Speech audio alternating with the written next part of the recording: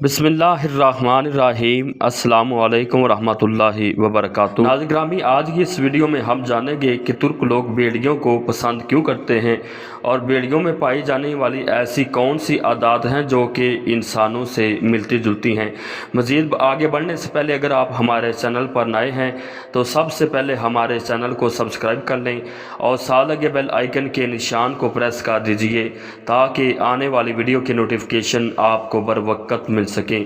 تو ناظرین گرامی، بیڑیا ایک ایسا واحد جانور ہے جس کے طور طریقے انسانوں سے ملتے جلتے ہیں۔ بیڑیے کو فرما بردار بیٹا بھی کہا جاتا ہے کیونکہ بیڑیے کے والدین جب ضعیف ہو جاتے ہیں تو ان کا جوان بیٹا ان کے لیے شکار کرتا ہے اور ان کا خیال رکھتا ہے۔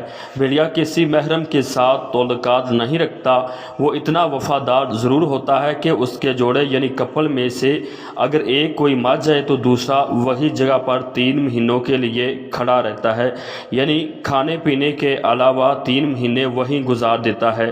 بیڑیا کبھی مردار جانوروں کو منہ نہیں لگاتے بلکہ وہ انہیں اپنی توہین سمجھتے ہیں۔ بیڑیوں میں خاص بات یہ ہے کہ وہ اتفاق سے رہتے ہیں اور شکار بھی اکٹھے کرتے ہیں۔ بیڑیا جب جال میں پھنس جائے تو وہ بھاگنے کا نہیں سوچتے بلکہ انتقام کا سوچتے ہیں۔ بیڑیے کی اصل کمزوری یہ ہے کہ وہ اپنے جھنڈ یعنی گروہ سے الگ ہو جاتا ہے۔ بیڑیوں کا گروہ یا گروپ اگر ایک جگہ سے دوسری جگہ جاتے ہیں تو سب سے پہلے ضعیف بیڑیے آگے ہوتے ہیں، اس کے بعد 5 جوان بیڑیے ہوتے ہیں جو کہ ضعیف بیڑیوں کی حفاظت کرتے ہیں، اس کا پورا لشکر ہوتا ہے اور آخر میں اکیلا بیڑیا ہوتا ہے جسے الفا بیڑیا کہتے ہیں، وہ سب کا کمانڈر ہوتا ہے۔ بیڑیا وہ جانور ہے جو کہ غلامی کو قبول نہیں کرتا۔ جب کوئی شکاری بیڑیا کو پکڑتے ہیں تو وہ کھانا پینا چھوڑ دیتے ہیں، اسی وجہ سے وہ مر جاتے ہیں، لیکن غلامی قبول نہیں کرتے۔ اس وجہ سے بیڑیا کو جنگلی باغی بھی کہا جاتا ہے۔